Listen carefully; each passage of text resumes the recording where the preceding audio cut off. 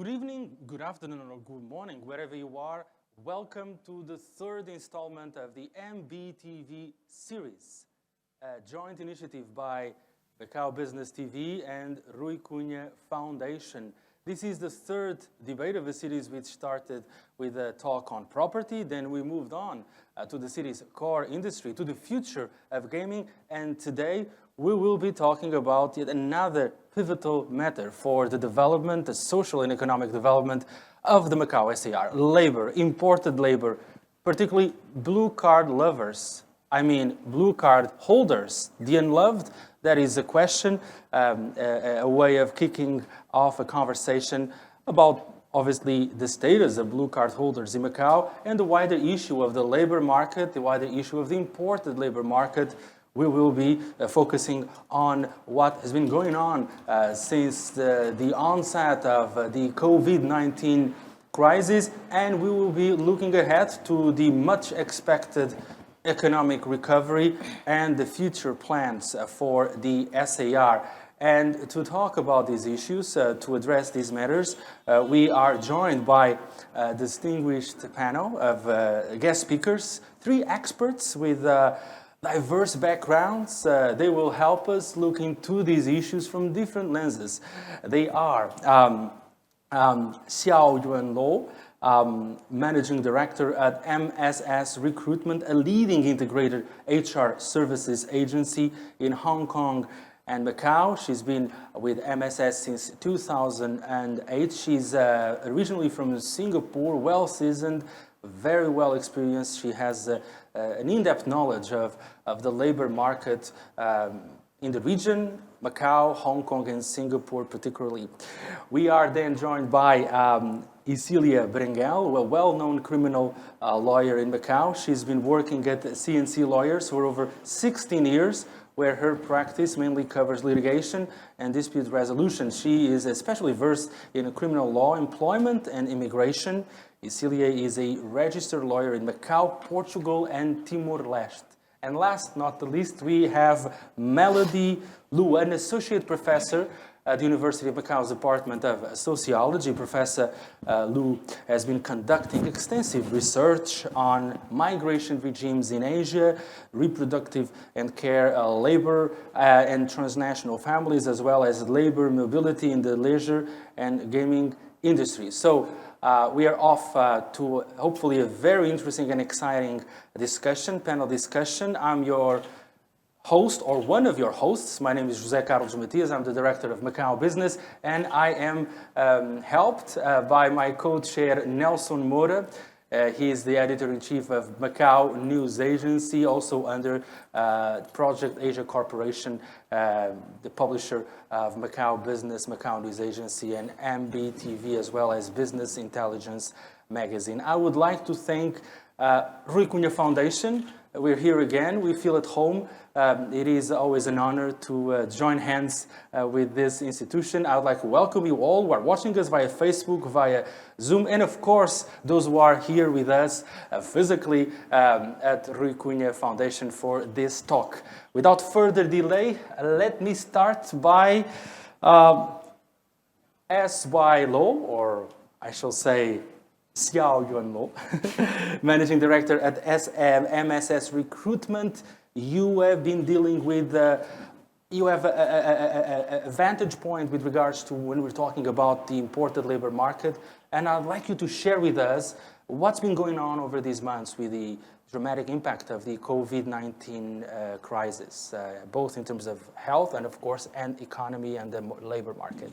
I think it's been obvious to all of us. It is completely unexpected. It caught us by surprise. It changed our life overnight. We start doing things that we don't used to do before.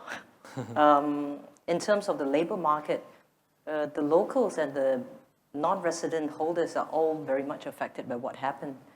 The organizations, as well as the government in all the cities and countries in the world, are completely not ready for the attack of the COVID. In all aspects of the preparation, there were a lot of firefighting. Macau is in a much better situation than many cities and many countries because it's still relatively contained. Border control is easy to implement. the government has been relatively well off, able to implement a lot of good initiatives to help this labor pool. Specifically to the blue card holders, to the non-resident workers, we see a decline in the numbers versus 2019 since April for the residency holders by 23,000 people. So you see a reduction of blue card holders coming to Macau to work, and that is natural to understand because of what's going on in the economy itself. And a lot of this reduction in numbers came mainly from China, China itself, I think Vietnam, Hong Kong, Malaysia, Singapore, Japan, Europe, America as well. So that goes with the skilled and the non-skilled workers as well. So it's pretty much across the board, right? Yes, very much. And in your business, of course, as an HR recruitment company, what kind of challenges have you been facing? MSS has a whole integrated service of HR offerings. So we are able to have insights into the different aspects of the HR services provided. We provide, we're the largest part-time casual providers in the market. So basically, the gamings, the F&Bs, the retail, they all take part-time from us. So in fact, most of the staff that you see in the casinos and the hotels are mainly our staff under our payroll, but part-timers. And then we do headhunting. So we also provide staffing to the full-time headcounts, the senior executives. We have a website, hellojobs.com, which basically allows you to see what is the applications like for jobs in the market as well.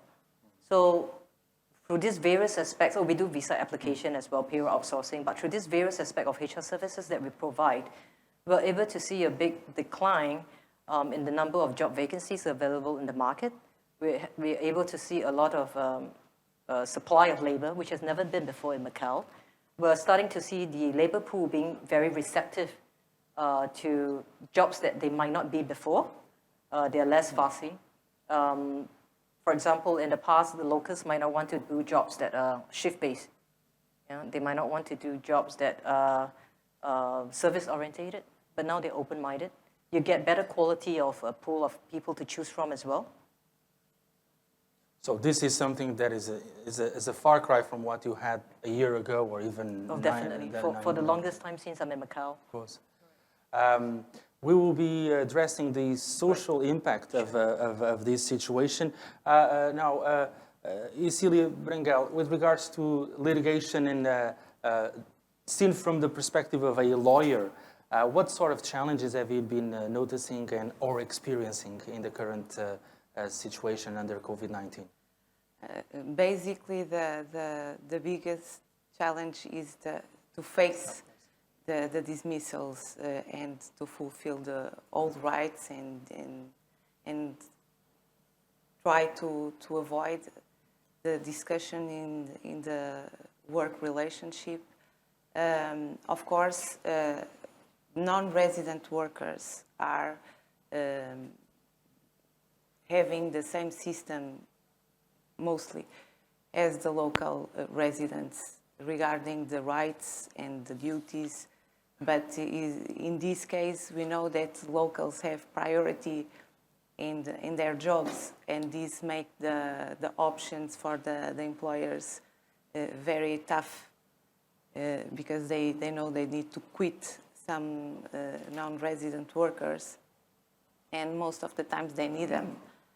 But basically is to face the ends of the contracts that are not expected at all.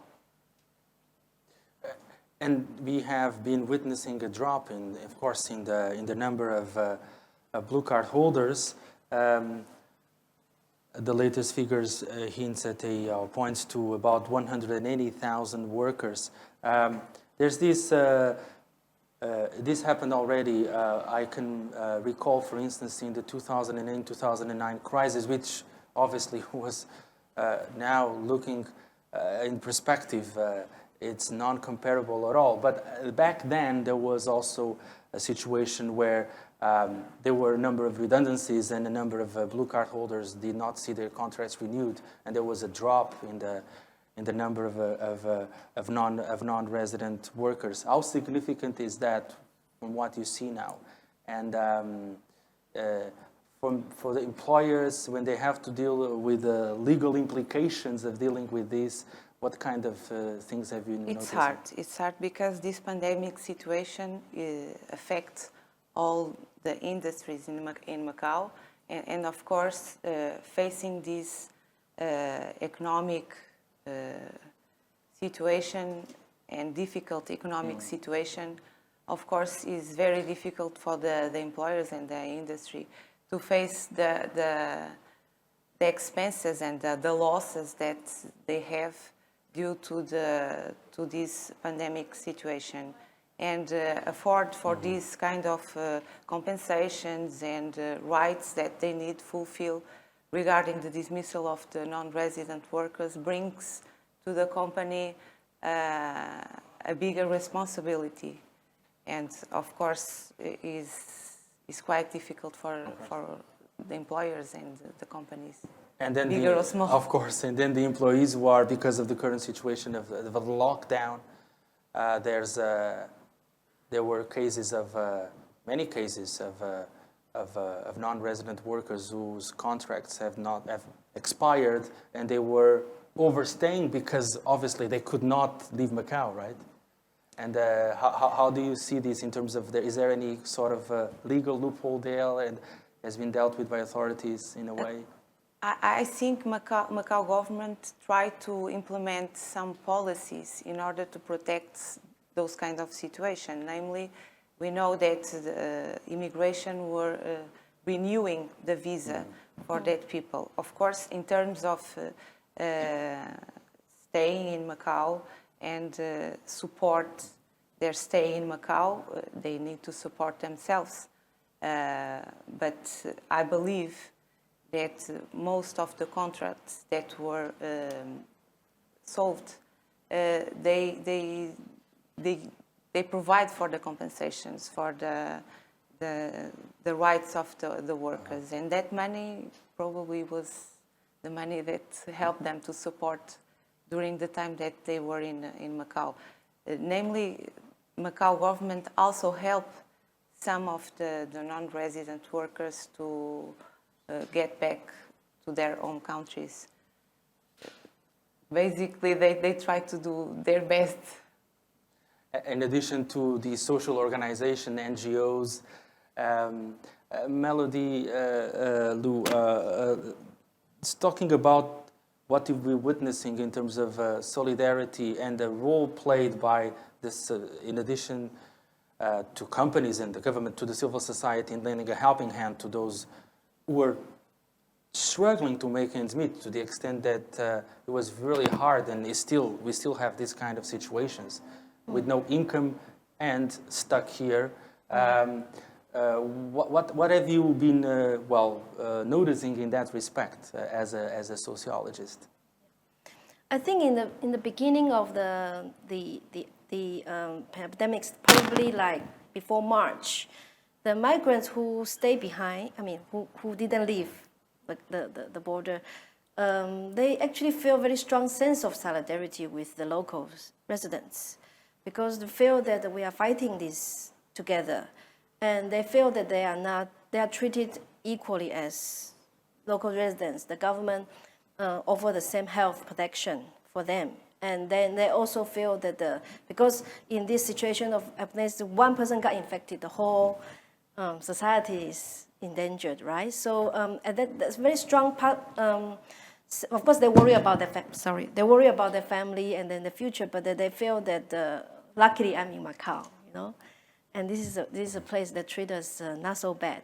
But then gradually, I think when it goes on for a very long time, and I think they started to fear that will this temporary become permanent, become new normal? Will I be asked to work longer hours without overtime pay because I know that my employer are having difficulties? I'm mainly referring to the small, medium enterprises, and then they're willing to receive less pay or half pay, or in order to get through together. But as time goes by, they feel that especially when the border is opened, and they don't understand why some of their countrymen cannot come back to work, and and then while the border is open to the mainland Chinese. So I think at the moment they started to feel a bit that they're treated differently, and that I wouldn't use the word discrimination, but I feel that they want to answer why. Because if it's purely from the health perspective, I think 14-day quarantine should be sufficient. So they feel that they have also contributed to the Macau's economy, and they are a large percentage of the labor force. So why they are now treated differently? Yeah.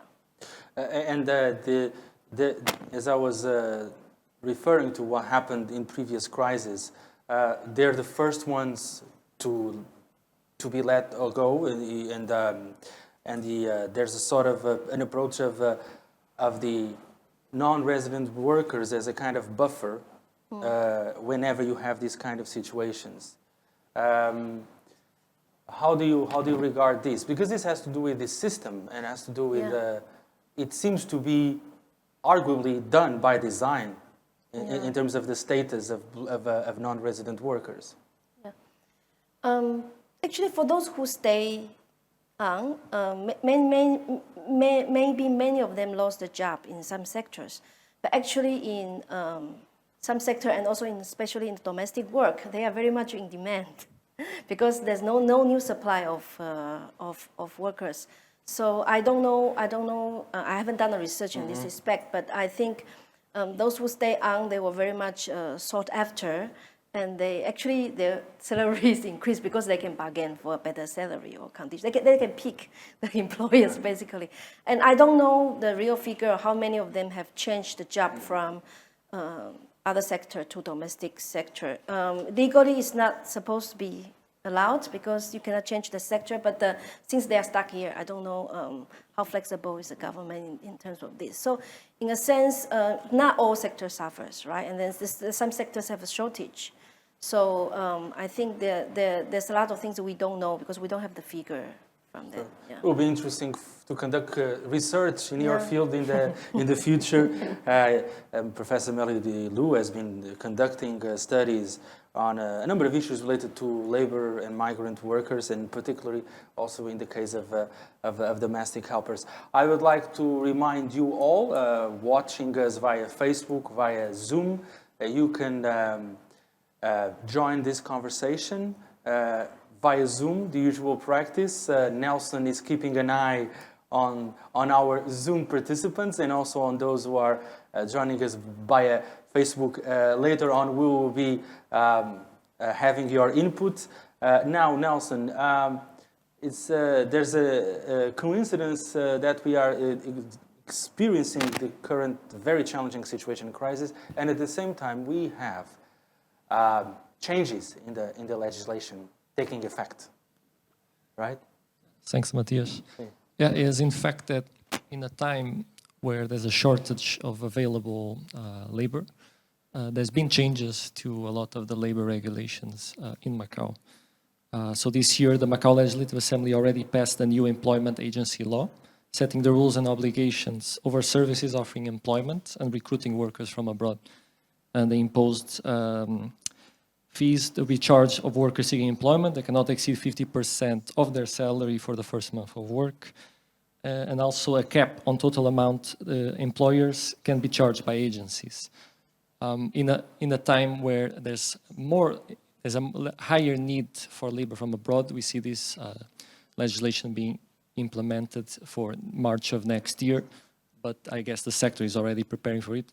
So I was very interested in knowing the opinion of Ms. So in terms of how do you think this new legislation will affect the employment companies sector, because you will make it harder to hire, or there'll be more steps to overcome to hire foreign labor. So do you think this may increase the prices demanded for example, domestic workers in need? Will it make it harder for companies and agencies to hire abroad? Thank you. Right.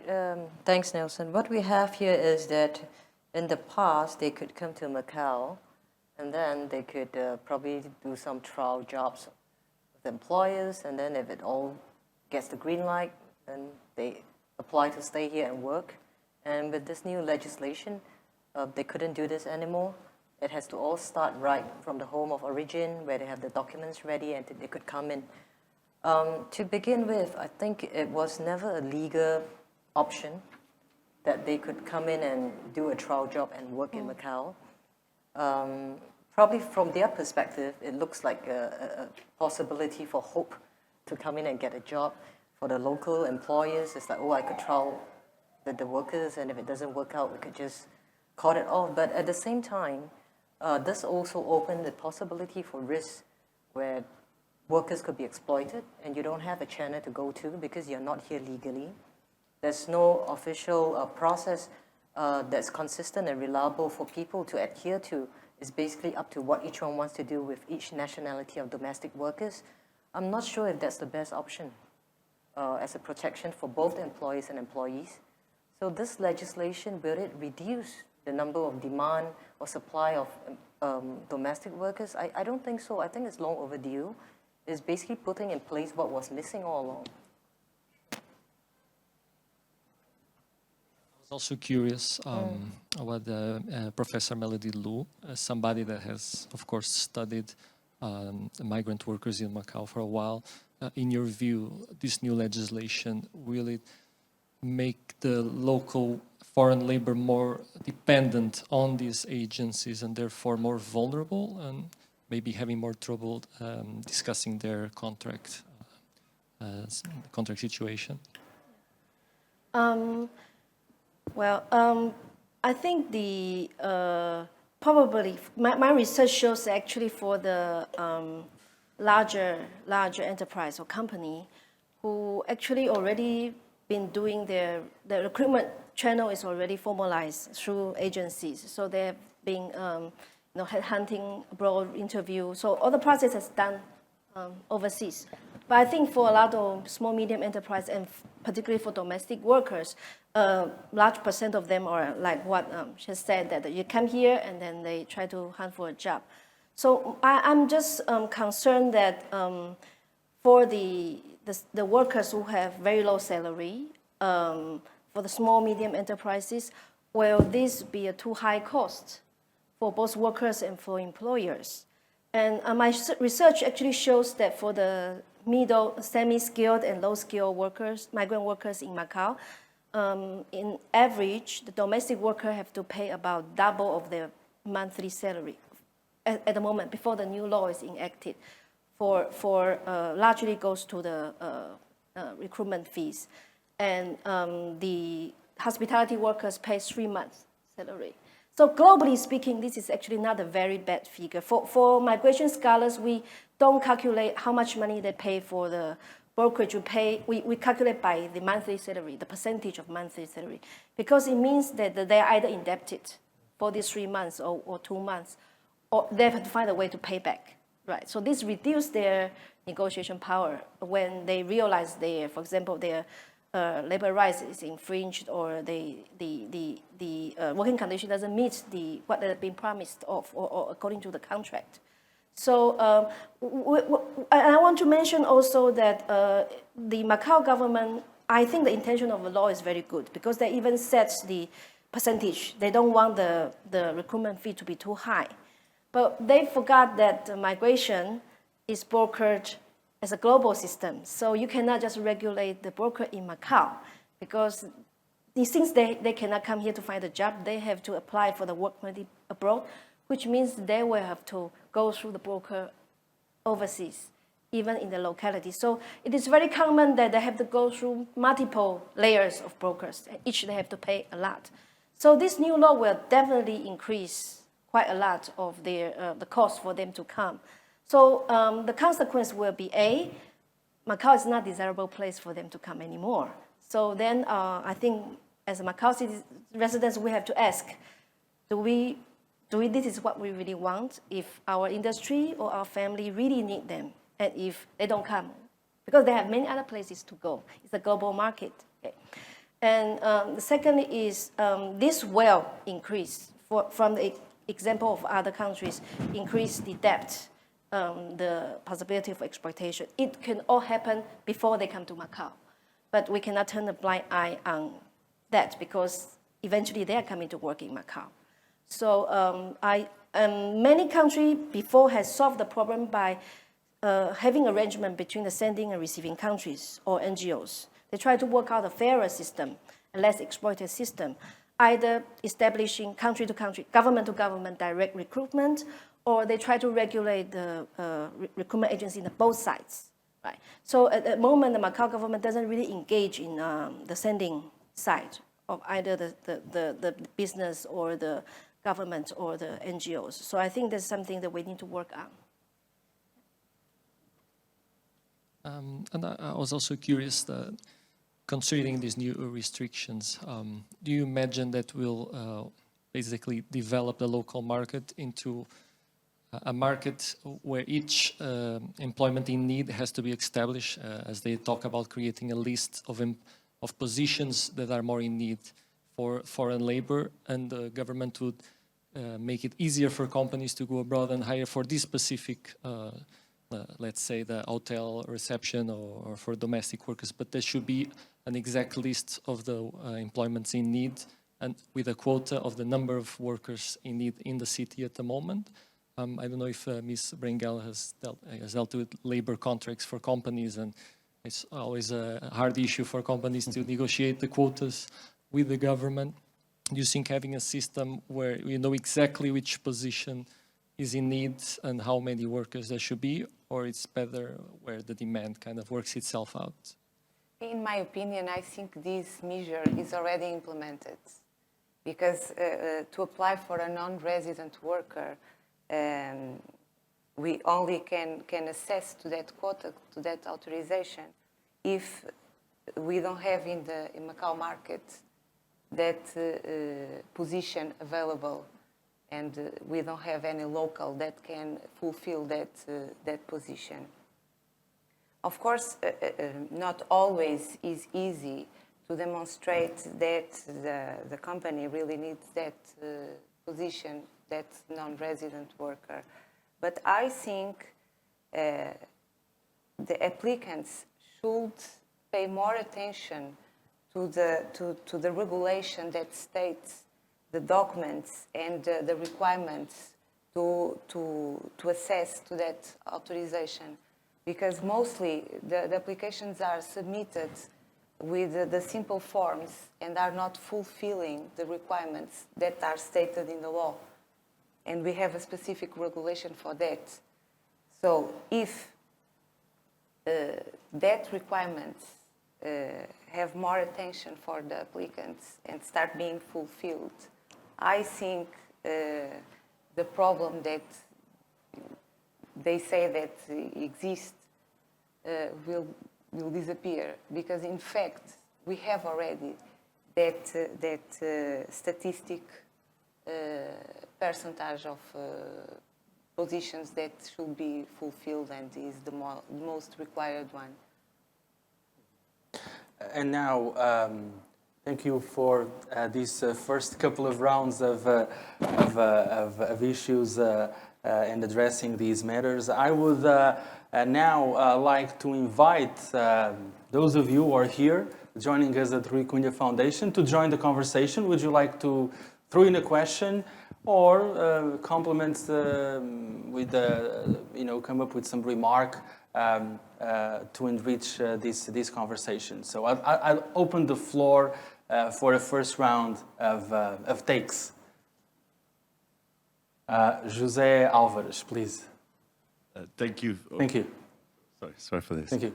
Thank you very much, and to the Rui Cunha Foundation, Macau Business, for this interesting debate. My question goes to the professor.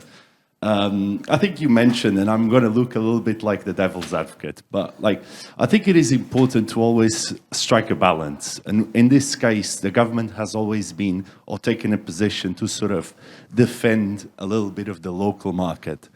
If we look at Hong Kong, the problem in a little bit has been that there was no such protection, and at the same time it drive locals' income to the point that they can't survive by themselves, or they cannot afford a lifestyle that is sort of in balance with the richness of the nation, of the region. So my question is, because in Macau you are able to sustain that, it is important to strike a balance of the locals as well. So my question is, like, isn't the government striking or able to do that precisely because of these protections, or in this case, these restrictions to the hiring of expats and the sort? But I should note, again, this is the devil's advocate position because I'm in favor of globalization and everything. Thank you.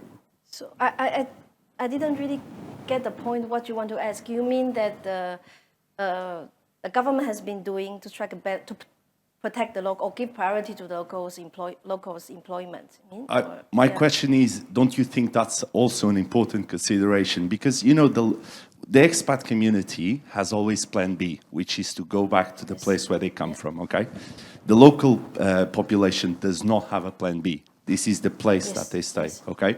So what I'm saying is, shouldn't that be taken into consideration as well? And how important is that on the equation of how many protections you put in place or how many restrictions you put in the hiring of non-resident workers? If you ask me my personal opinion, I am all in favor of protecting the citizens' employment because I think there's no country in the world that will treat migrants or non-residents the same as citizens. The citizen has the exclusive right because they have a contract with the government, and it's a government's first and foremost application is to protect or for its own citizens. So I completely agree with that. So my question is, if there are two levels. One is if already being employed and work here, right? So the non-resident worker enjoy less rights than citizens. They have no political right. They have most of the protection of social welfare, but they are protected by certain rights like labor law or certain social benefits. So in that standard, I think they have to, because that's what our law says, that once they're in they should be treated the same. So I think for that level, they should be protected because if after they have entered. So the other level is now we're talking about, I actually appreciate very much this seminar. Is very, very timely because it seems to be in a new, we're in the path, we are in the crossroad that we know that when the border is open again, when the economy is, the economy will not be the same. We have to go through restructuring. We have to go through. So this is actually the time for government to look at the total picture of what really our the demands of our labor market, and some of them it has to go through the locals, by all means. But then we also have to think that Macau in the future, if you still want to be a global tourist destination, we cannot rely on just one, either locals or just from mainland China. So I think the government also have to have a more projection of the future economic direction, and then from there we develop our demands of the human resources. And then from there, then we can plan that, how much quota we are going to give for what sectors and so on. Interesting, another fortunate coincidence is that we're having this debate just a couple of weeks after the draft of the urban master plan, the very first one was announced. And one issue has to do, of course, with population, with the, for the coming 20 years. I'd like to hear a take from each one of you on, I don't know if you've gone through in detail the blueprint, but what you've seen there or what you think is necessary in terms of a comprehensive population strategy. The blueprint points to a population of 808,000 inhabitants by 2040. Who will be the new residents or the new citizens, the people living here, regardless of holding the status of resident, non-resident, or the statuses, and what should be the direction? What should be the direction in that respect? Sure. Just also because and this also question relates back to what you've just asked. I think protectionism for the sake of protectionism is a very limited concept. I think protectionism very much comes back into where does Macau sees itself in the global or in the regional market? What is the role Macau is going to play in the next 5 years and the next 10 years? And what do we need to bring us to that position? So in the whole process of bringing us to the next blueprint of the next 3 years, 5 years, 10 years plan, how does the local and the foreign talents come together, to play this position to bring us there? Well, this is something I don't have an answer. We all need to sit down and work on it. But it's impossible that it already has been a stage where this Macau needs a foreign label. This is without question. Macau is already a global city. Look at all of us sitting here. Yeah. Right, just have the camera flash all of us. Most of us are not local Macaunis. We're all foreigners working in Macau. Many of us have stayed many years here, contributed to the economy, helped build the city, helped build the economy. Macau cannot do without foreign talents, regardless what trade. If it competes on a global platform, it needs the expertise. It needs the experience because it's a relatively young economy. If it competes on a local platform, it still requires foreign talent because it's supplying services or products to international companies operating in Macau. So either way you look at it, they need the experience, they need the expertise to come in terms of labor where it requires quantity of people. They don't have the quantity as well, so it's not a choice. You have hotels that goes up to 3,000-4,000 rooms, whereas a general hotel in any city is 300-400 rooms. At that scale, you need volume, and this is something Macau doesn't have. And then you have jobs the local doesn't want to work in. They choose, which is natural. So you need the other laborers to come in and do it. Then you have jobs where other countries already have the economies of scope and scale because they have developed that kind of talents.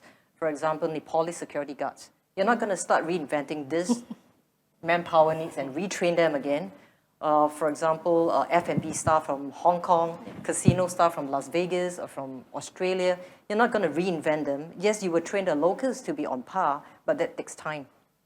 And that takes time. So where do we see Macau in the next 5 years, in the next 10 years? I think if we have that plan in mind, that vision in mind, and the blueprint, we can review back what are the things we need to put in place in terms of manpower planning, in terms of the action plans that we need, and that will have clarity much better than how much protection we should have versus local and foreigners, what it should be, but what's the basis for all those decisions?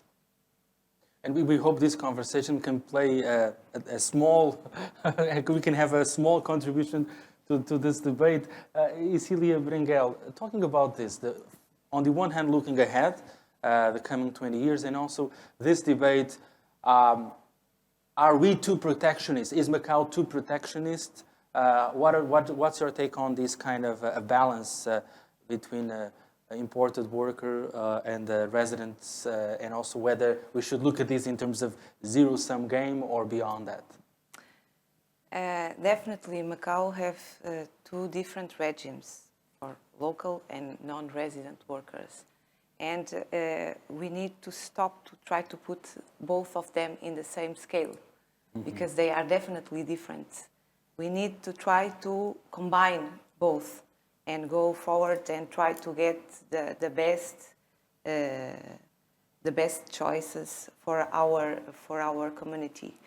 And of course, the economy, Macau economy, will have a very important role in all this, because it will be the economy, the one who will decide which way Macau will take and will be the best options to adopt. Definitely. The supply and demand and the transformation that we may witness in the future. Definitely. We cannot predict which going to be the most important positions to hire, the most important skills to have it, the most important experienced people to have it, because we don't know. We need to analyze very well and see which way the Macau economy will take. And when we look at the figures, and we're talking about non-resident workers by origin, of course, nearly 2/3 come from mainland China. And sometimes in the expat, I guess, circle, perhaps we may neglect that or not factor that in the whole discussion of how the local society and the local Chinese residents regard this. So Professor Melody Liu, this is an important factor, of course.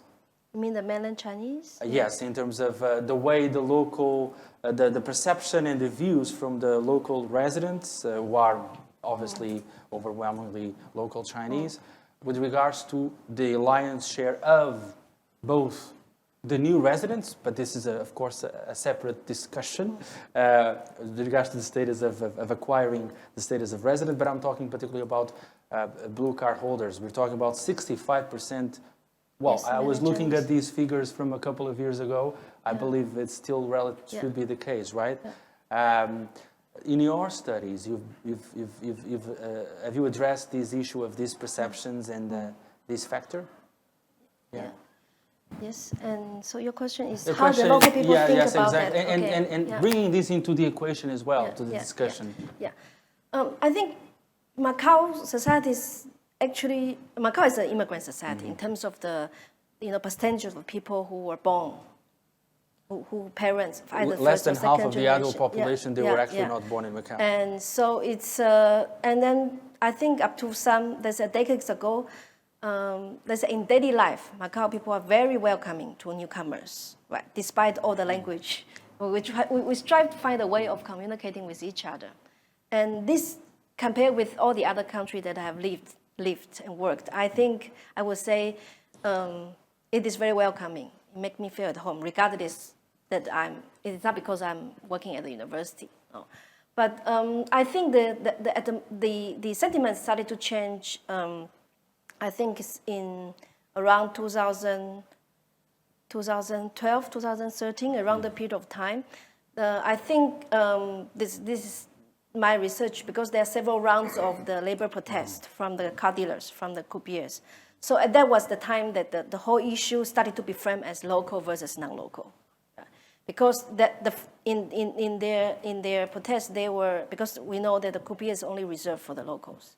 So in their negotiation with the major casino operators, they want to reserve certain percentage of the local sectors, but also percentage for locals. And that was a time that they started to create these frictions, I would say.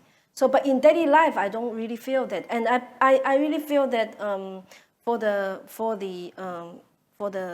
daily life, that maybe there are some kind of stereotypes or there's a cultural misunderstanding, I would say, for certain people from certain origin. And the mainland Chinese, I would say, among there's a lower skilled sector. I don't think that the fact that they speak Mandarin or the fact that they're from China really make them more easily integrated. Actually, they were equally segregated. The large percentage of what you have mentioned actually are construction workers. So yes. construction workers, relatively, they are very segregated from them. They don't really mingle with the locals, except on the bus. If you don't take bus, you don't see them because they are in the construction Well, site. and you have a percentage of these who actually do not live in Macau. Yes. They live across the border. Yes. But for the other sectors, they are very much, we can come into interacting with them. So I don't think in my experience that the Macau people have particularly picked on certain ethnicity or from origin. Yeah. For me, it's a class issue. It's not the ethnic issue. Yeah. Okay, that's an interesting point as well. Nelson, we do have a number of people, participants, they want to join the conversation. Okay, go ahead. Yeah. Obviously, a lot of the questions are actually concerning the discrimination that we were just, the perceived discrimination, I guess I would say, over blue cards, especially because we have a question from João Carreira. He's saying, isn't there any discrimination when mainland Chinese blue cards are the only workers that can enter Macau at this moment, while the entry of blue cards from overseas, obviously, at the moment, because of the pandemic, can't enter? And obviously, blue cards also haven't received government support in terms of the consumer voucher card. And also now blue cards will not be able to find work as tourists. So isn't there an argument to say that there is a certain separation between blue cards from mainland China and blue cards from outside of Macau? To me? Yeah, it's a question from Oh, one okay. of our... Yeah. Well, I think at the moment the fact that only mainland Chinese both tourists and the worker can come seems to be at the level of health control, right?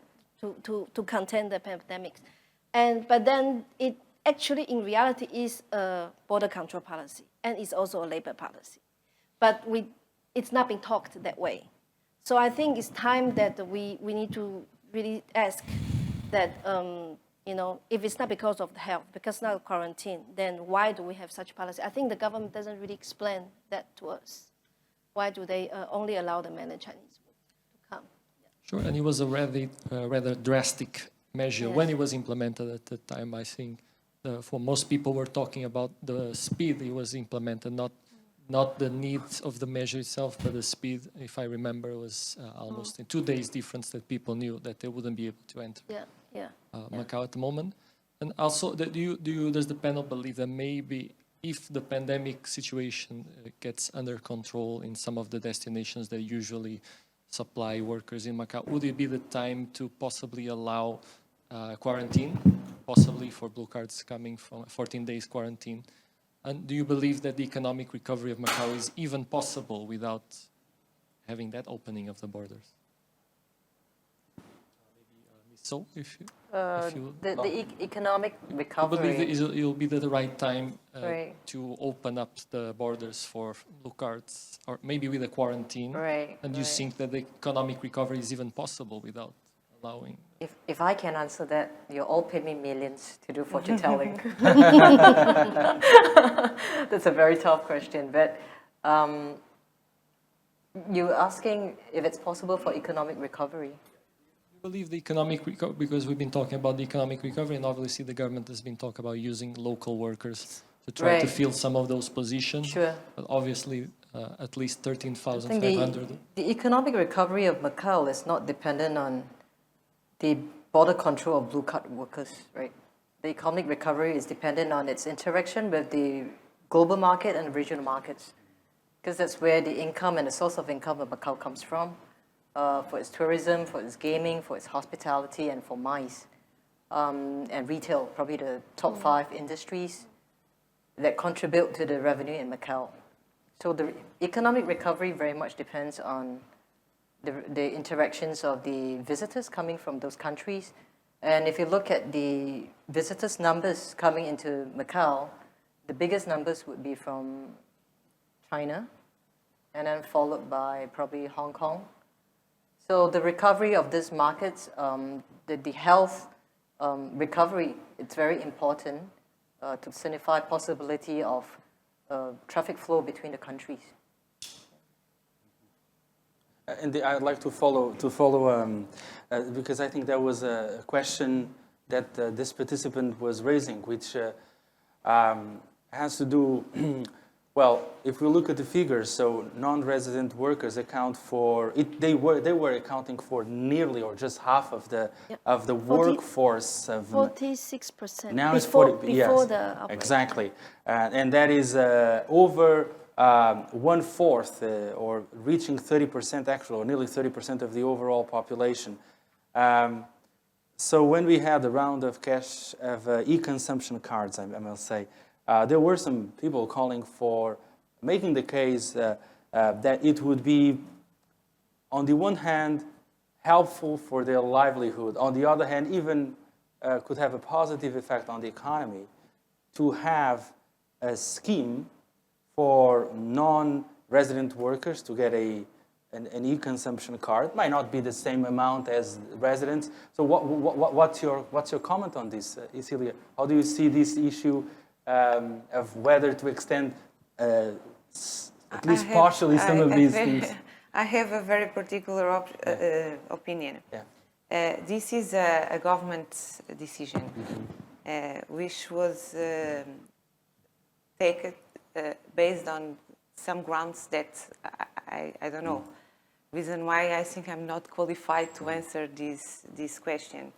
Anyway, I can say that the subsidies that was implemented by the government have a main reason, that is to help the residents to face the difficulties, namely to face difficulties that they have, because one very important thing that most of the people forget is that the non-resident workers have a specific employment contract, is a term contract, but that kind of contract is not allowing to the employer to suspend the contract, to ask for unpaid leave, to ask for Yes, that's important to highlight that. holidays. Yes.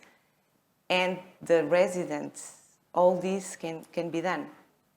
And it was done extensively over the past months. In my opinion, but this is my opinion, this subsidy was provided to the residents in order to protect them of these kinds of circumstances, of course. Because of the fact that a number of them, thousands of them, and namely, say for instance, in the hospitality industry, gaming, in the food and beverage sector, etc., there were thousands and thousands of cases of non-paid leaves, and people we had to agree, obviously, to accept that. CY, or shall I say, Xiao Yuan Lo. Would you like to add something? Because you've been I think dealing we've with been this. talking a lot about the legal frameworks and what it should have been contractually, socially, but I think putting that all aside, just from a humanitarian standpoint, we should always help, that's one. And number two, they have really contributed to the building of Macau's economy, and Macau as a city, to where it is today. The roads that you enjoy, the buildings that you're staying in, the food that's being served to you, it all been done by a lot of non-resident workers. Without them, we wouldn't have any of these privileges or benefits that come to you so simply that you don't even think about. So that already means that we are interdependent with these foreign workers. Our life is interlinked with them, whether you like it or not. And on that basis, they are together with us as one. Yes, maybe holding another nationality, but we all contribute to the same vision of making Macau a better city, of contributing to the economy. So on a humanitarian basis, I think a lot more could have been done. I'm not sure if this is discrimination or it's conscious, but one thing's for sure is none of the countries in the world were ready for COVID. That's right. And some of the bigger economies are still not ready. Yes. So these are truly unprecedented challenges. Professor Melody Lu, there's, like, let's say, for instance, talking about the motto for our talk, Blue Card Holders, the Unloved, question mark. The issue of a number of people, and we can see that from the questions and from the interactions that we've got, that sometimes we come across some remarks, statements which do not sound truly fair, or do not seem to take into account what Xiao Yuan Lo was referring to the absolutely crucial contribution that blue card holders are having in their role for the local economy and society. Personally, your personal view, not necessarily only as a scholar, what's your take on this? Well, personally, I wouldn't be here if I don't have a helper at home.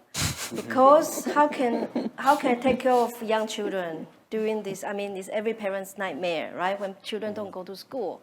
So I would say that the Macau society can get through this, the period of lockdown, and maybe there's no visible economic contribution, because people don't go back to work. But the household, the economy, the survival, I think that's very much the contribution that may be invisible but has to be acknowledged. I wanted to follow what we've just earlier discussed, that at the moment, we because the framework is to divide citizen and non-citizen, right? And then they also divide the rights entitlement as 0 and sum game, right? 0 or 100%. But I think if we are now living in a global city when a large percentage of people are non-resident workers and for a long period of time they stay here and work here, I think maybe you could have challenge ourselves for a new framework that, of course, for political rights, right? Or even like long-term rights, like pension and so on. Of course, it's exclusive for the citizens or for the residents. But there are certain social rights or social protection that could be for everybody who live in the city. We use city as a unit because when we are talking about COVID virus, it's the city, it's this space that's the unit, not the country or the region, right? So everybody in this world is equally vulnerable. So I think, so if we can think about these social benefits, like maybe the consumption cards or other subsidies or medical expenses and so on, so could be applied to the workers because as long as they live here, they contribute and they are entitled to that. But the moment they leave, they lose that right. So it's the concept of the entitlement of the right based on you actually live there. We live here as one group, as one community. And I think it makes sense for the public health because for public health, one fell sick, everybody is endangered. So I think maybe this time that we can apply this, I would like to propose that we think this way, so that we don't just think about 0, 100% or migrant residents versus non-residents. Nelson, more questions, I'm sure, from participants joining us via Zoom or Facebook. Yes, we have a question from Ksenia Kuzmina, and she asks, there have been statements that companies will later replace the laid-off foreign employees with local talent. And there she asks the panel, how is this possible if the unemployment rate in Macau is rather low, even now? So I imagine she's referring to the fact that unemployment rate has grown gradually since January. And obviously there's less non-resident workers, but companies and the government have talked about replacing some positions with foreign talent. Do you think this is possible? Professor, maybe... Ms. So, if you will be able... Can you think that the current local offer of human resources is sufficient to fill some of the positions, let's say in the hotel sector at this moment? Right. I think just now we kind of went through this again. So there are a few reasons that impact on the supply and demand of foreign labors, of non-resident manpower, as you call it. One is the quantity required, which Macau doesn't have the quantity because its population is only 640,000 people. Another one would be some of the jobs the locals are not willing to do. Previously, shift jobs are very much avoided and often fulfilled by non-resident workers who are open to take jobs of this nature, or maybe cleaning jobs. Or some other security jobs. Yeah. So this is not a choice of whether the employees or the government want to make a mandate on it, but there are a few stakeholders making the decisions. Another reason is also the experience and expertise required in certain management roles, certain specific technical jobs which are not available here. For example, becoming focus on the financial sectors, where they want to do a RMB clearinghouse, but you don't have that expertise in Macau, so it's not a choice. You have to get the foreign talents in to push the initiative through. So you believe that there should be a long-term planning from local authorities of these talents? There's been a lot of talk of developing Macau as a I think it's a holistic plan. It's not just on the number of manpower you need. Yeah. It's as well working together with the education sectors. What are the talents you need to train, or you need to have the courses for it to build the talents that's required in the economy? That's why just now we mentioned about the 3 years plan, the 5 years plan, and the 10 years plan, because that gives you a longer perspective where you want to be and then what you need to put in place. And what you need to put in place is not just the number of manpower, but what kind of manpower, what kind of skill sets, what kind of educations, and in terms of that, what kind of social infrastructure you need to support this manpower. whether it's foreign workers or whether it's local residents. Even with the non-resident workers coming in, you bring in another 100,000 of people, 20,000 number of people. It just look like numbers on paper, but on the weekend, they got to be somewhere. The urban. Then they take the public buses. I'm sorry, but you know, humans are like that. Then it irritates the locals. Then you start to further divide, and it's just little things like that that just kick off certain sparks. And these are things that you need probably a committee or department or someone somewhere to take the lead to actually study the various aspects and implications of having foreign workers in the country and how you could help assimilate them, integrate them, so you became a first-class city where yes, you're from different nationalities, but you understand the boundaries, you reduce the differences, and you make it a lot easier for people to work side by side for that common vision of Macau. And this is something I think we could look at if we have a blueprint of where Macau should be in the next 5, 10, 20 years. Can I follow that? Yeah, Sure, go ahead. I think because earlier you mentioned about all sorts of planning the government is trying to do. So I observed that the problem is that they are not talking to each other. So for example, you have a population planning who actually only look at the local residents, maybe including some migrants, but they never include tourists. But tourists is starting to the past is permanently more than 10% of the population who use the public infrastructure, right? And then you have the urban planning sector who doesn't really take into account of the migrants or visitors as well. So they look at the local citizens when they build housings and so on. So the manpower as well, they are not looking at they either look at local, but they don't look at the long-term planning of what kind of foreign manpower or talent that we need. So it's really more integrated, holistic, this kind of planning that we need. So I completely agree with Thank this you. idea. Yeah. Yes. Perhaps anything you'd like to add? Yes, definitely. Training course to be implemented in Macau as a measure to help the qualified workers and will be the local or non-local residents to help to make bigger the qualification of the service that are provided in Macau.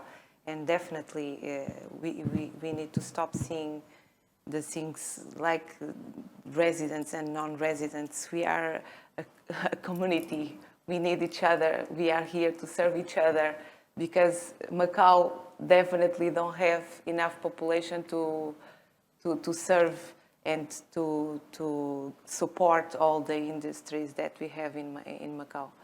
So we need them.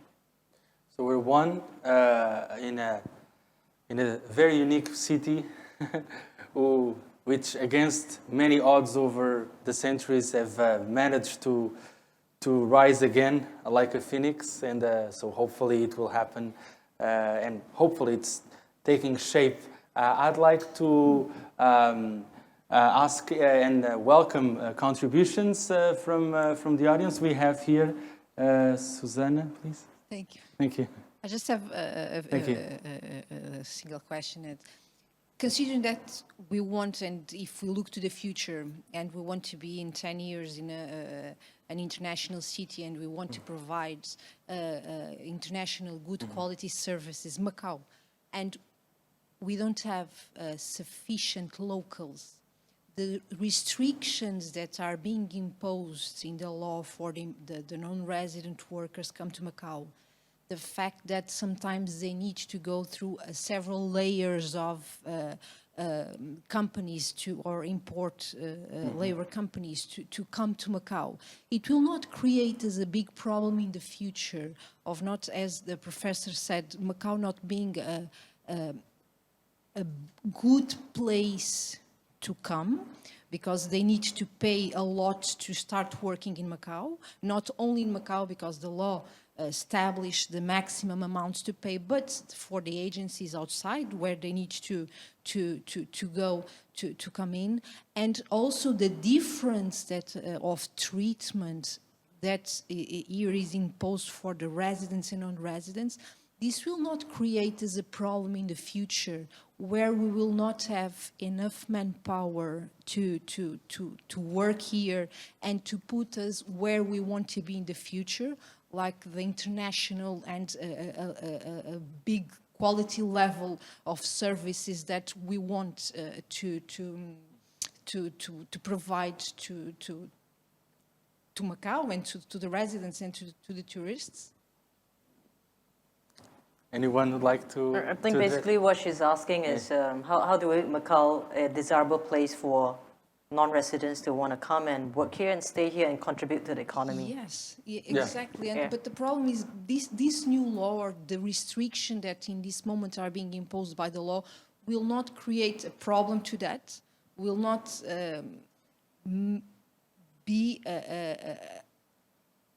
create more difficulties to what we want in the future? When we go through the labor process, it's between two countries. Let's say here in China, here in Philippines, here in Cambodia, here in Vietnam. You're talking about two sets of laws. And that's only so much to what each country can work upon, which is its own laws within its country or its city.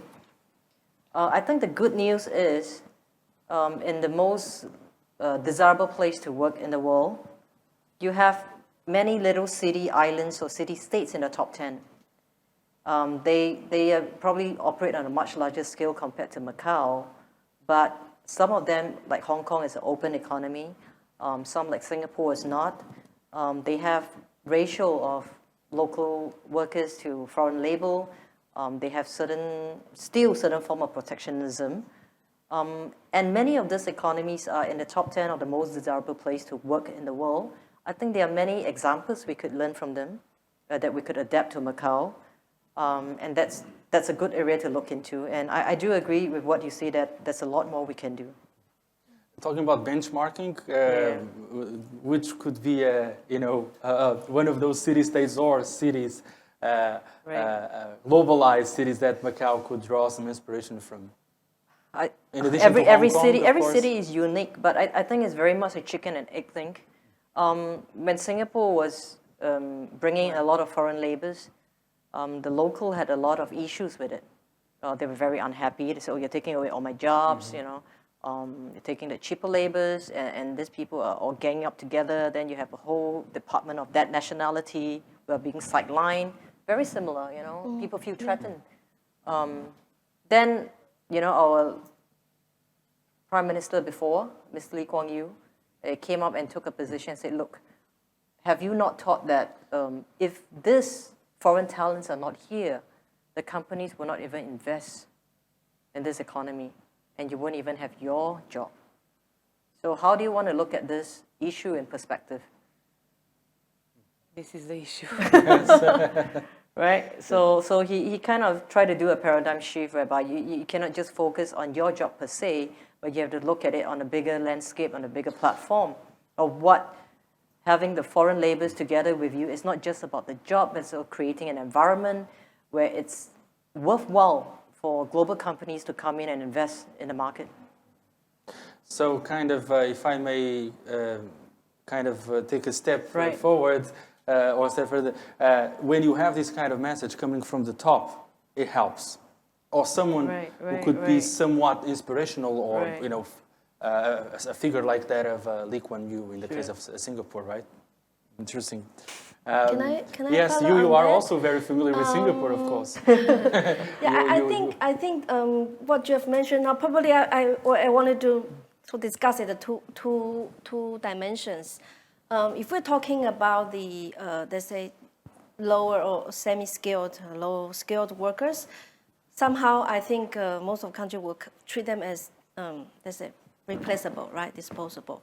So what probably we'll need to worry about is if the cost is rising, they don't want to come. Then if we need them because of the volume of the economy, then simply our industry will suffer because they have to pay more because we need them, and then you might have to attract them to come, then you have to pay more. Or you will attract the kind of labor that doesn't really qualify what we need, right? That's one thing. So again, I think Macau general public have the sort of the perception that well, you don't like it, you don't like it, you complain about the working condition or salary, then don't come. They always have this attitude. But then, okay, if they don't come, what happened to Macau, right? So that's one thing. And the second dimension is we're talking about the top talent, the skilled migration, the experts. And I think Singapore will be the model for that because most of the country will recruit, they have the part sort of, Singapore is the best. They have several layers of the system based on the skill level. And I think what happened in Macau in the past few years is that it used to be that we wanted to attract investment or high-skilled labor, and then we offer them temporary and then eventually permanent residence. And in the past few years, it's getting very, very, very difficult, or even frozen. For some are for policy reasons, some are for bureaucratic reasons. We all know that. So I think this will make, in that level of market, I think Macau become less attractive because even though these experts, they wanted to be mobile in the world, but they also want to have a possibility to settle, right? And then also concerned about the schoolings, and so they want to bring their family. So, for example, for university, if we come to work at university, we want to settle. We want to bring our family here. We don't want to move around to different destinations. So then, we were promised that we will get residency. Well, my other colleagues, and then they couldn't get it. So many of them actually left within a few years. Because it's not, so for the higher level, for the knowledge worker, for the talent worker, the fact that they're able to settle and bring their family is very important. And I think Macau need to work on that too. Yeah. And Isilia Brengel, you are very, very well, very experienced in this. You've been dealing with so many cases. Share with us your views on this issue of attracting talents with the status of resident, or even if they are hired firstly, as non-resident workers, the transition to the status of resident? Of course, the skilled non-resident workers can be granted with a residency after applying for the blue card. Of course, after can access to the residency. The residency requirements are tight and more difficult to fulfill. But that doesn't mean that is not possible. Of course, we need to see in which perspective the government is trying to grant this kind of residency in Macau. And most of the times, is the skilled workers. Why the skilled workers? Because Macau needs the know-how, the experience, and it's possible for the skilled workers to access the Macau residency. The same doesn't happen to the unskilled one and for the domestic. If should have opened a chance to that unskilled and domestic workers also access to that opportunity is a big issue that is difficult to answer. But I don't think that is more, it's impossible or more difficult. Times are different, and the requirements and the needs, of course, are different also, and we need to see in that perspective way. Different from 15 years ago? Absolutely. When we were... 15 years ago, in 1 month, you can get your residency. That's Nowadays, it's taking a little bit more because the requirements are tight. And particularly when depends on the channel, and it's through the Macau Investment and Promotion Institute or the arrangement which is still possible differently different through ways, the immigration. yeah, different proceedings.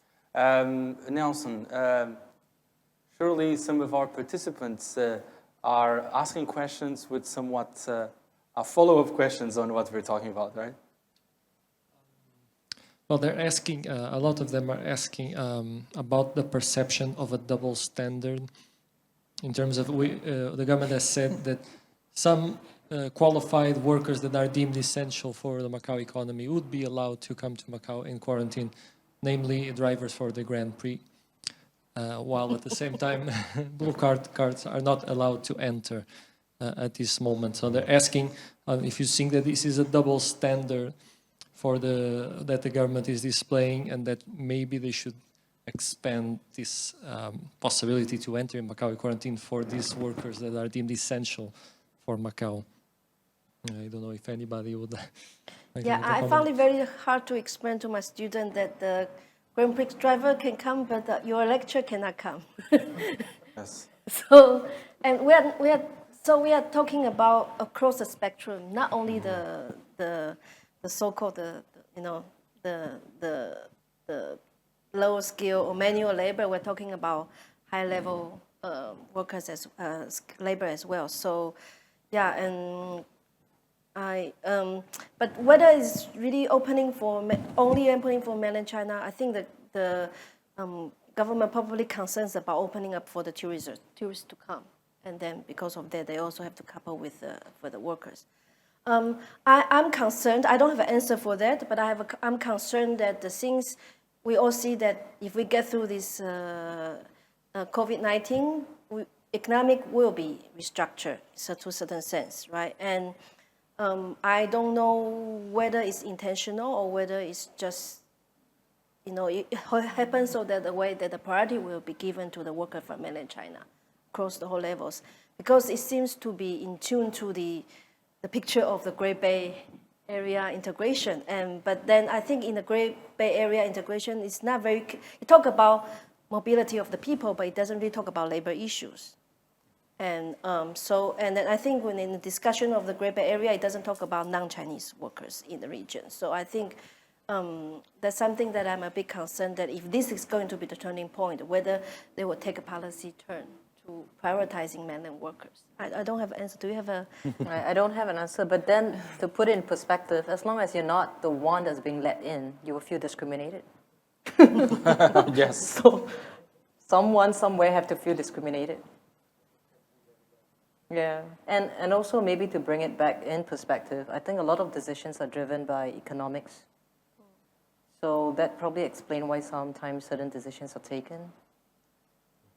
And Professor Melidou touched in an important topic in terms of, we've been talking about integration in the Greater Bay Area, and I wanted to ask the panel if you think that the workers from the Greater Bay Area in the future would be able to fulfill these positions in Macau in a scenario where it would be harder for, let's say, workers from Southeast Asia to come here. Do you believe if it was higher mobility between Macau and the Greater Bay Area for workers, it would be possible to fulfill some of these positions? I think the mobility is only necessary if the talents required in the Greater Bay Area, Macau is able to supply. And from the initial review of the kind of talents they require and the trade that is being pushed through the initiative in the Greater Bay Area, it didn't seem like Macau has the kind of talent to fulfill that requirements. In addition, I'm not sure about the education sectors, if they are putting in place training and courses so that they could fulfill those manpower requirements that the Greater Bay Area offers as well. But right now, it didn't seem like the talents would come from Macau. Could they come from, like, let's say, talent within China? From within China, Guangdong, Hong Kong? Guangdong. Yes, yes, definitely. It's important. I don't know. But some of the sectors we are not even competitive with China, so they are not necessarily wanting to come to. They might not necessarily want to come to Macau. For example, for the domestic workers, we do have a scheme for the mainland Chinese domestic workers in the limited as a trial, but it doesn't really work because the domestic worker nannies will pay much higher in major Chinese city than in Macau. So we are not really competing, not necessarily competitive in terms of attracting labor to come. How about the other way around? When we're talking about labor mobility, maybe, or sometimes we may be too Macau-centric when we look at the Greater Bay Area and the integration in the Greater Bay Area. How about the other way around, of not importing but exporting labor? Perhaps people could find some interesting job opportunities once there's some sort of labor mobility in the region. And you mean from Macau to overseas? Yes, to the Greater Bay Area cities. I think everything will depend the policies that will be implemented. And before we have an answer for that question, we need to have other answers, namely which going to be the policy for the people circulation. It will be like Europe, it will be different, how it can work. So I think it will depend the policies and the regulations that the Greater Bay Area will implement it. Well, in terms of free circulation of goods, of course, we already have it. But how about services, people in the capital and labor? This is the big question. Exactly. And the blueprint, which was unveiled last year, does not answer in detail some of these questions. Right? Anyone else? I think there's already plenty of food for thought, but we still have 5 more minutes before dinner time and wrapping up our talk. Any remark, any question, anything that you'd like to add from our audience? Nuno Sardinha da Mata. Just 2 quick questions. I think some of them were already touched here, but I just wanted to look at it on a different perspective. We have on the non-resident labor market, I'll say, two different axes. One is skilled and unskilled. The other one is mainland and the rest of the world, because these are 2 different schemes. And my question, José Carlos a little while ago talked about, I think, his general numbers, not divided by skilled or unskilled. 65% of the workers came from mainland. But as Professor Lu was saying, quite correctly, a lot of them are from construction workers, so non-skilled workers. I believe, it's my idea, I don't have numbers, but you probably have, and that's why I'm putting the question right now, is that majority of unskilled workers that came to Macau are from mainland China. The same doesn't happen with skilled workers. I believe, or the vision that we have is that from the point of view of skilled workers, the majority of them come from other parts of Southeast Asia and probably even from Europe or some other places. So my question is that situation changing right now? Meaning there are more skilled workers coming from mainland China, from across as the time passes, and China is evolving also in terms of supplying labors to Macau, and how you see that is going to evolve in the future, this kind of relation regarding skilled workers coming from mainland China to Macau. The other question is not related to numbers, is we have been talking here about skilled workers and their importance to Macau. Of course, unskilled workers are also very important for some other reasons, but the skilled workers mainly tend to supply workers with talents that Macau doesn't have or doesn't have in enough number to fulfill the needs of the Macau economy and the Macau companies. my question is, I know that those talented workers that come as skilled workers on the companies where they work, they do some training for the other company workers, and could those skilled workers also be their talent be used also in other kinds of training for preparing more the Macau workers and Macau talents, and to develop Macau talent on those specific skills that the skilled workers bring to Macau? Like a transfer of know-how from those talents, those Exactly. skilled workers who are imported labor into the local labor force. This has been an issue that has been widely mentioned by the authorities. Is it happening? Do we need more? How to do it? Perhaps, Celia. I think definitely is a improvement that the government can implement it, because we all will benefit from this trainings course. It's win to win. The local employees, or even the non-skilled employees, will win. The companies will win because we'll be more qualified, have better services, and we will have the qualified workers providing for the know-how, the experience to the others, and create more qualifications in Macau. Definitely is one of the improvements that Macau government should think to take in the future.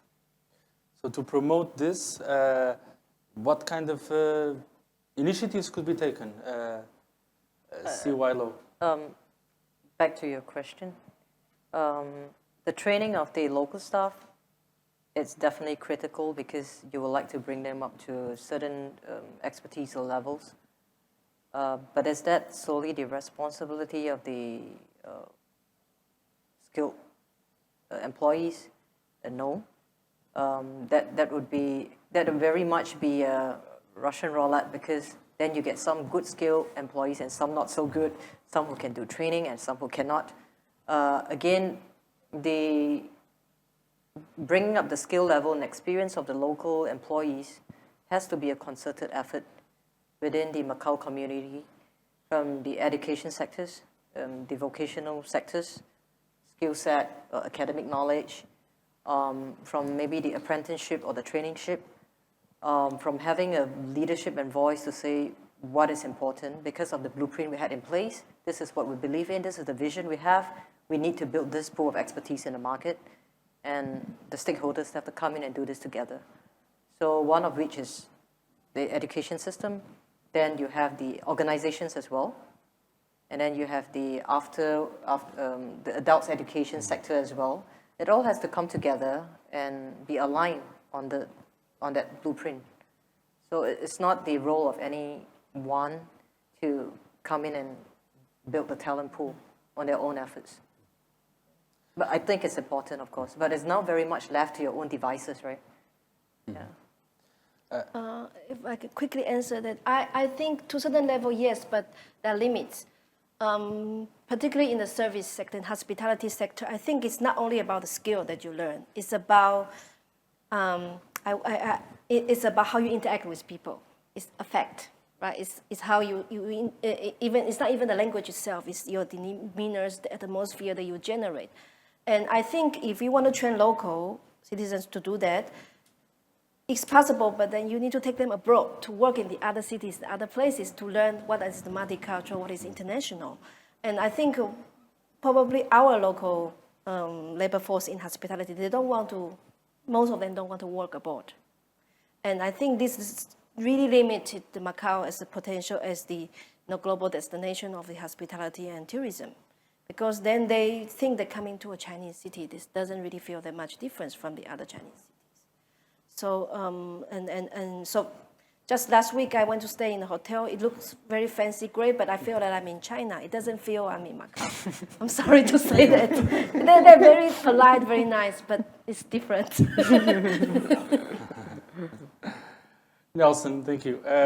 I think we still have time. If out of those questions that our Zoom participants share with us, is there any question that could be a pre-wrap-up of our talk?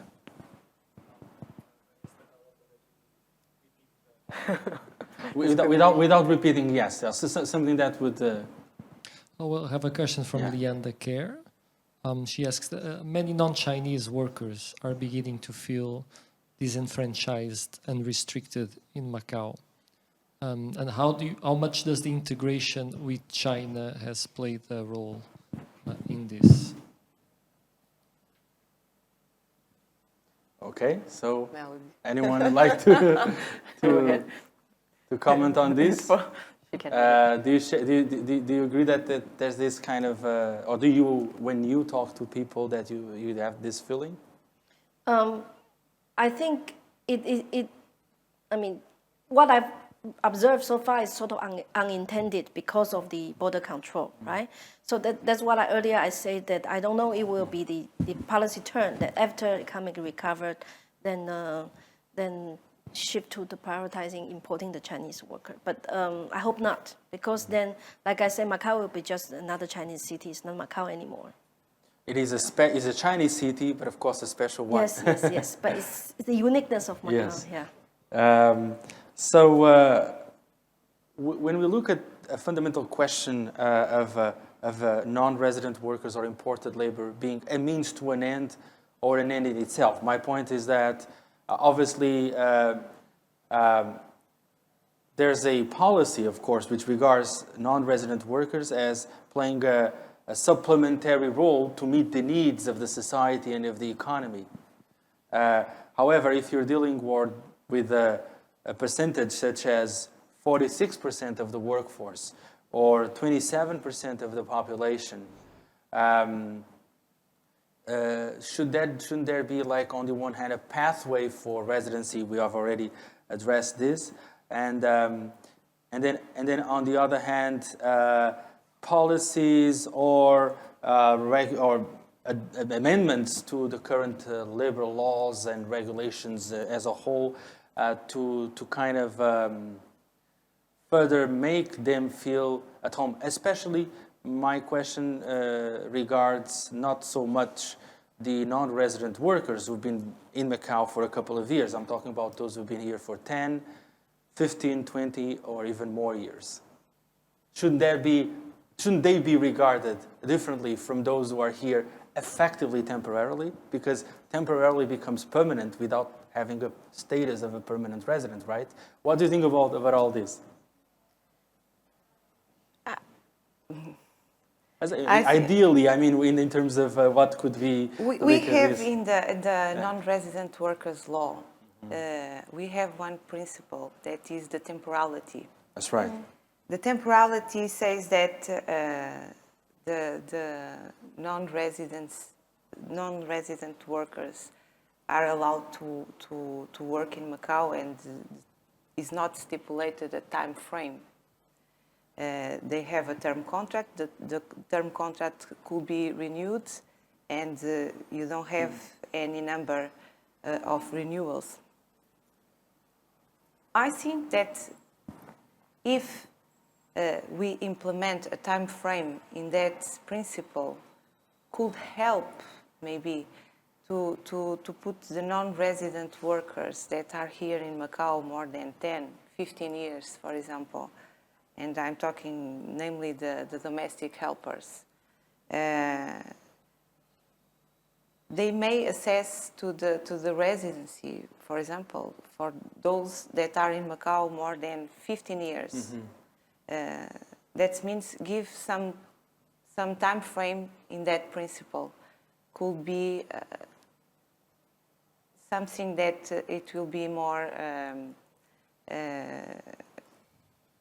welcomed for the non-resident workers, because they can establish a relation, and they can see, and they can organize their lives, and if they really want to settle in Macau, they can have that chance after the 15 years and see the Macau ID as a chance to be granted. Interesting. So that would also allow after, say, for instance, 15 or 20 years or 30 years, For example, some just- sort of labor of mobility that they, of course, labor mobility. I mean, Why that, not give some time yeah. frame to that principle? Would you like? This is an interesting this idea being floated for consideration. I Xiao Yuan, think it's Lo. difficult to answer on behalf of what's the plan or vision Yeah. the government has. Because I think for every country to take a decision like this, definitely there would have been a reason. Sure. Like what is the composition of your population in terms of the background, in terms of the education level, in terms of the income level that they could contribute to the economy. I do not know what is driving the decision here, and I think that would have a big impact on the decision. So this would be taken in as a whole, as in Yeah. a more holistic perspective. Right. Melody, any comment on this? I don't think it's possible. I can have a very clear answer to that. First of all, Macau has already have a population pressure. So if you allow, because we're talking about very large percentage, right? And also our largest expenses, government budget is welfare, social welfare. So if you allow them to settle, that means also you have to grant them the entitlement to all the welfare. And I think very few countries in the world actually are, even the richest economy can allow all the migrants to be entitled to this, just simply because the economy and the population cannot handle that. So in the past, in Western Europe, they abandoned this what we call guest worker program, guest worker policy, meaning they are I call permanently temporary, right, or permanently transient.